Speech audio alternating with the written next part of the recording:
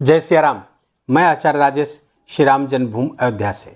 प्रिय दर्शकों, कलयुग के राजा राहु हैं और कहा जाता है कि कलयुग में सुख समृद्धि की राह राहु से होकर गुजरती है। राहु 2025 में नक्षत्र और राशि दोनों परिवर्तन करने वाले हैं। 17 मार्च की दोपहर 1:05 पर वो अपनी वर्तमान नक्षत्र को छोड़ करके पूर्वा भाद्रपद नक्षत्र पर गोचर कर जाएंगे, जहां पर वो 23 नवंबर तक विराजमान रहने वाले हैं। और इसी बीच 18 मई को 18 वर्ष बाद अपनी स्वयं की राशि कुंभ राशि में प्रवेश करेंगे और यहां पर वो 1.5 वर्ष तक 18 मई से लेकर के 1.5 वर्ष अर्थात 2026 के अंत तक यहां पर रहने वाले हैं। ये आपके लिए मीन राशि के लिए बहुत ही शानदार, बहुत ही बेहतर और बहुत ही महत्वपूर्ण गोचर होने जा रहा है। इसको बहुत सूक्ष्मता से समझिएगा। राहु क्या है? राहु एक इच्छा है। राहु डिजायर है, असीमित इच्छा देता है और इच्छा के कारण ही राहु का जन्म होता है। जब उसने अमृत पीने की इच्छा पाली और उसके लिए अपने प्रयत्न किए, तब राहु का जन्म होता है। और प्रयत्न भी एक बहुत ही लोमहर्षक घटना की तरह घटती है कि जब वो अपने लक्ष्य की प्राप्ति के लिए राहु देवताओं के बीच में जाके बैठ जाता है वेश बदलकर और अमृत पी लेता है, लेकिन अंततः सर कट जाता है। यहां पर 3-4 चीजें एक साथ आपके सामने आएंगी, उसको समझिएगा। राहु एक गुड प्लानर है, अच्छी योजना बनाता है, वेश बदलकर देवताओं के बीच में बैठता है। राहु एक ऑब्सेशन है, जुनून है अपने लक्ष्य की प्राप्ति के लिए, और वो लक्ष्य को प्राप्त करना चाहता है, उसकी चाहे जो कीमत चुकानी पड़े। ये बहुत अच्छी बात, बहुत अच्छी क्वालिटी राहु की। इसीलिए इसी बल के कारण, इसी जुनून के कारण वो चंद्रादित्य विमर्दनम कहा जाता है, अर्थात सूर्य और चंद्रमा के का भी विमर्दन करने वाला होता है राहु। इसी बल के कारण, इसी जुनून के कारण। और ये बहुत अच्छी बात, समाज इस दुनिया में जो लोग भी सफल हुए हैं, महान हुए हैं, उनके अंदर एक कॉमन क्वालिटी ये है, आप देखेंगे कि उनके अंदर एक जुनून था अपने कार्य को करने की, अपने लक्ष्य तक पहुंचने की एक जुनून होता है। और ये जुनून जब राहु से प्राप्त हो रहा है तो क्या ही कहने। राहु को लेकर के प्रायः लोगों को बहुत भ्रम पैदा किया जाता है, बहुत डराया जाता है, जबकि राहु से डरने की नहीं, राहु को समझने की जरूरत है। और राहु को यदि आपने समझ लिया तो फिर राहु से डर समाप्त हो जाएगा। राहु निस्संदेह इच्छा को असीमित करता है, एक्सट्रीमिस्ट है, फ्यूचरिस्टिक है, भविष्य की ओर देखता है। राहु कोई बाउंड्रीज नहीं मानता, कोई मर्यादा नहीं मानता है, बाउंड्री ब्रेक करता है वो। लेकिन अपने लक्ष्य तक पहुंचना, उसके सामने केवल एक चीज होता है कि मैं अपने लक्ष्य तक पहुंचना है। ये सब अच्छी क्वालिटी है, डिटर्मिनेशन राहु का ये बहुत अच्छी क्वालिटीज है। लेकिन यही राहु जब असीमित इच्छा देता है, अतृप्ति देता है, तो उसको तृप्त करने के लिए हम गलत रास्ते अख्तियार कर लेते हैं। बस यहीं पर समस्या पैदा हो जाती है। हम रास्ते गलत अख्तियार कर लेते हैं, गलत रास्ते पर चलने लगते हैं अपनी इच्छा की पूर्ति के लिए। यहां पर गड़बड़ी हो जाती है और राहु अपनी चाल में सफल हो जाता है और हमारे लिए परेशानियां खड़ी हो जाती हैं। अगर एक ये संकल्प कर लें, और हमारे सनातन धर्म की जो फिलॉसफी है कि न केवल हमारा साध्य पवित्र हो, बल्कि हमारा साधन भी पवित्र हो। न केवल लक्ष्य हमारा अच्छा हो, श्रेष्ठ हो, बल्कि लक्ष्य तक पहुंचने का जो साधन है वो भी हमारा श्रेष्ठ हो। ये हमारी सनातन की फिलॉसफी है। अगर ये चीज आपने पकड़ लिया तो फिर राहु से डरने की जरूरत नहीं है। अच्छे रास्ते से समृद्धि तक पहुंचेंगे, अपने लक्ष्य तक पहुंचेंगे, तो फिर राहु आपका कुछ बिगाड़ नहीं पाएगा, बल्कि राहु यहां पर सहयोगी की भूमिका में आ जाएगा, आपको सहयोग देगा। वही ये राहु यदि अच्छा प्रभाव न दे रहा हो, कुंडली में बुरा हो, तो ये राहु पागलपन, उन्माद तक की स्थिति पैदा कर देता है। चंद्रमा के साथ बैठ जाए छठे, अष्टम या 12वें में, तो फिर ये आत्महत्या तक करवा देता है। सुसाइडल हार्मोन बनने लगता है इसी राहु के कारण, क्योंकि ये उन्माद की स्थिति तक ले जाता है, एक्सट्रीमिस्ट है।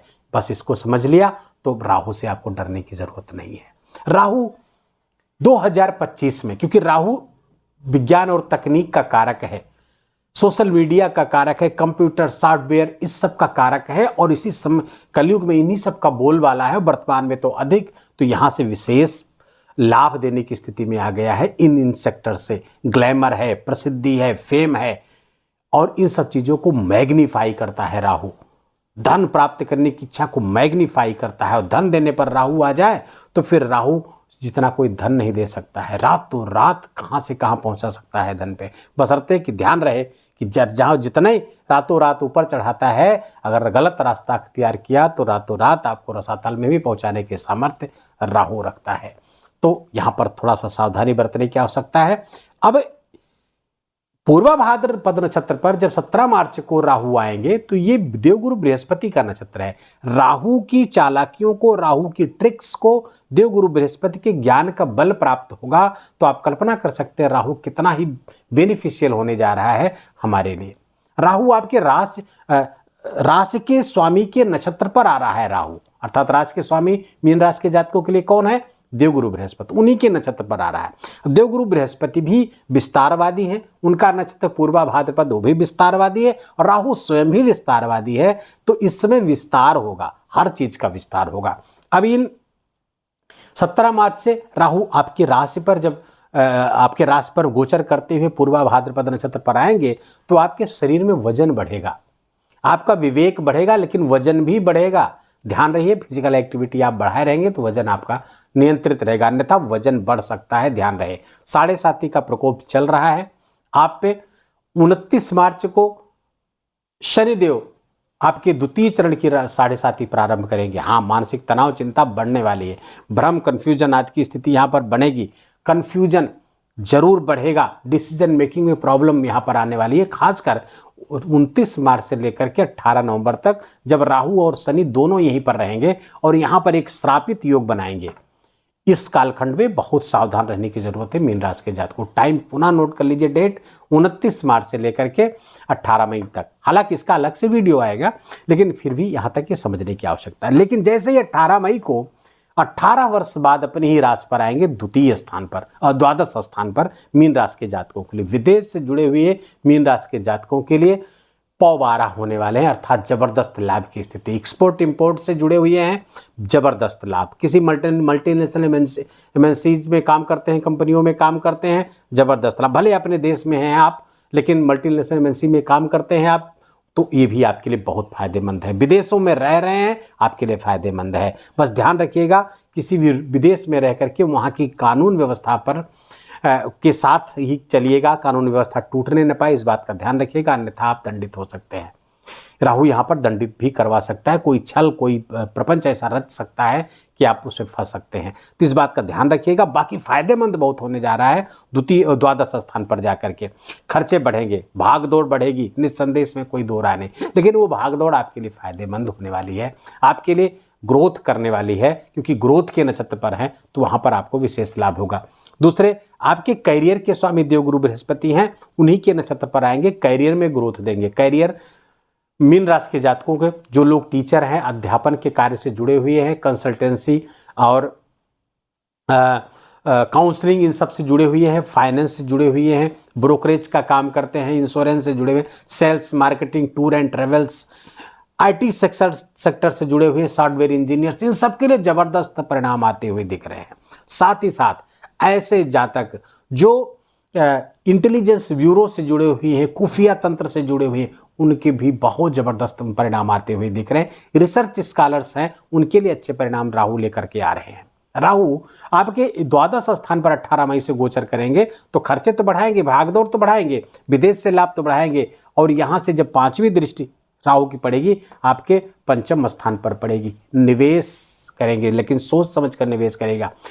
घर खरीदेंगे, बड़ा सा घर खरीदने की स्थिति है, बड़ी गाड़ी, बड़ा घर यहाँ पर, क्योंकि राहु विस्तार है, बड़ा का ही सोचेगा, तो बड़े घर में निवेश हो सकता है, बड़ी गाड़ी में निवेश हो सकता है, बड़ी जमीन में आप निवेश कर सकते हैं। लेकिन ये सब निवेश करते समय बहुत फूंक कदम कर रखिएगा, क्योंकि राहु ये सब दे रहा है तो राहु अपने तरीके से देगा, तो राहु की चालबाजियों में न फंसिएगा, उसके ट्रैप में मत फंसिएगा। आँख कान खुले रखिएगा, बहुत फूंक कर कदम रखिएगा, पेपर्स वगैरह बहुत अच्छे से पढ़ करके ही निवेश करिए, लाभकारी निवेश होगा। राहु की जो 7वीं दृष्टि है यहां पर पड़ेगी आपके 6ठे स्थान पर। 6ठे स्थान पर राहु की उपस्थिति, उसकी दृष्टि राजयोग कारक मानी गई है। तो रोग ऋण सत्र पर आप हावी होंगे, रोग ऋण सत्र आप समाप्त करेंगे, नौकरी में ग्रोथ होगी, ये सब यहां पर प्राप्त होता हुआ दिख रहा है। राहु की जो 9वीं दृष्टि है आपके अष्टम स्थान पर पड़ेगी। यहां पर बैठ करके अष्टम को देखेंगे। अष्टम पे आकस्मिक घटनाओं का कारक है, ये दुख सारों का दुख है, दुर्घटना का कारक है। यहां पर राहु की उपस्थिति, राहु की दृष्टि दुर्घटना करा सकती है, किसी ट्रैप में आपको फंसवा सकती है। आप ज़्यादा कमाने की चाह में कहीं ऐसी जगह पैसे को लगा सकते हैं जो आपके लिए नुकसानदायक हो, परेशानियों का कारक हो। आप शेयर मार्केट वगैरह से जुड़े हुए, ट्रेडिंग वगैरह से जुड़े हुए हैं तो बहुत संभल कर, बहुत नॉलेज के साथ ट्रेंड को देखते ही वहाँ पर लगाएंगे, अन्यथा नुकसान होने की संभावना भी यहाँ पर बनी रहेगी, क्योंकि अष्टम पर राहु की दृष्टि या उपस्थिति दोनों खतरनाक होती है। कोई गुप्त रोग, पेट या पेट के नीचे के अंगों में कोई रोग होने की संभावना यहाँ बनेगी। खासकर गुप्तांगों में समस्या, कॉन्स्टिपेशन आदि समस्या, जो पाइल्स या फिस्टुला आदि से जो जूझ रहे हैं उनकी समस्याएं बढ़ सकती हैं। इस बात का ध्यान रखिएगा। हेल्थ का भी बहुत ध्यान रखने की आवश्यकता है, स्वास्थ्य का बहुत ध्यान रखें। उपाय क्या करें? उपाय तो सबसे पहले आपको जिस नक्षत्र पर राहु गोचर कर रहे हैं, बड़ा शुभ नक्षत्र है, उसको एक्टिवेट कर लेंगे, आपकी सारी परेशानियां 80% वहीं से कम हो जाएंगी। तो पूर्वा भाद्रपद नक्षत्र को एक्टिवेट करने के लिए क्या करें? सबसे पहले पूर्वा भाद्रपद नक्षत्र के नेचर और उसको समझिए। पूर्वा भाद्रपद नक्षत्र क्या है? उसका चिन्ह है शेर। तो शेर का चित्र घर में लगाना, ऑफिस में लगाना, मोबाइल के वॉलपेपर पे लगाना फायदेमंद रहेगा, नक्षत्र एक्टिवेट होगा। दूसरे, इस नक्षत्र के जो स्वामी हैं वो अजयपाद भैरव हैं, भगवान शंकर के ही एक अवतार हैं। 11 अवतारों में से एक अवतार अजयपाद भैरव है। जब इस समय अव्यवस्था पैदा हुई, ब्रह्मांड में अव्यवस्था पैदा हुई, तो भगवान शिव अजयपाद भैरव के रूप में अवतार लिए और एक पैर से ब्रह्मांड में व्यवस्था स्थापित की। तो उस नाम का जप, ओम अजयपादाय नमः, इस मंत्र का जप आपके लिए बहुत फायदेमंद होगा रुद्राक्ष की माला पर। साथ ही साथ राहु को 12 अवतार से जोड़ा जाता है। 10 अवतार में से भगवान विष्णु के जो 10 अवतार हुए हैं उसमें से 12 अवतार को राहु से जोड़ा जाता है। तो 12 अवतार की कथा पढ़ना, सुनना, 12 अवतार की फोटो अपने मोबाइल की वॉलपेपर पे लगाना, ये बहुत ही फायदेमंद होगा। और बहुत ही लोगों पर इसे मैंने अप्लाई किया, वहाँ से बहुत शानदार परिणाम आए हैं। कुंडली के चाहे जितना बुरा हो राहु, ये उपाय कर लेने से बहुत अनुकूल परिणाम देने लगता है। मोरपंख भगवान कृष्ण के प्रतीक है, भगवान कृष्ण का भक्त है राहु और शनि। तो मोरपंख को नीले कपड़े में लपेटकर अपने पास हमेशा हृदय के पास वाली जेब में रखने से आपको हर तरफ सफलता प्राप्त होती है। आम की जड़ का भी कारक राहु होता है, आम की जड़ को भी अपने पास रखेंगे, आपको अच्छे परिणाम प्राप्त होंगे। साथ ही साथ दुर्गा जी का कोई मंत्र आप जप सकते हैं, ओम दुम दुर्गाय नमः, या नवाण मंत्र ओम ऐं ह्रीं क्लीं चामुंडा विच्चे, इसका भी जप आपके लिए फायदेमंद होगा। राहु का ये जो उपाय है इसको करिएगा। और साथ ही साथ अगर संभव हो तो 8 मुखी रुद्राक्ष का माला या एक नग आप पहनेंगे, क्योंकि 8 मुखी रुद्राक्ष राहु का रुद्राक्ष होता है, ये भी आपके लिए बहुत फायदेमंद होगा। वीडियो के ही विराम देंगे। वीडियो अच्छा लगा हो, आपके काम का लगा हो, मेरा बोलना आपका सुनना दोनों सार्थक हुआ हो तो वीडियो को लाइक करिएगा, अपनों के साथ शेयर करके उनको भी इस वीडियो का लाभ दीजिए। कमेंट में जाकर के जय सिया राम लिखना बिल्कुल भी मत भूलिएगा। मेरा विशेष निवेदन, विशेष आग्रह आपसे। चैनल पर नए हैं तो इसको सब्सक्राइब कर लीजिए, बेल आइकन की घंटी दबा लीजिए। प्लीज़ अपना बहुत बहुत ख्याल रखिए। जय जय सिया राम।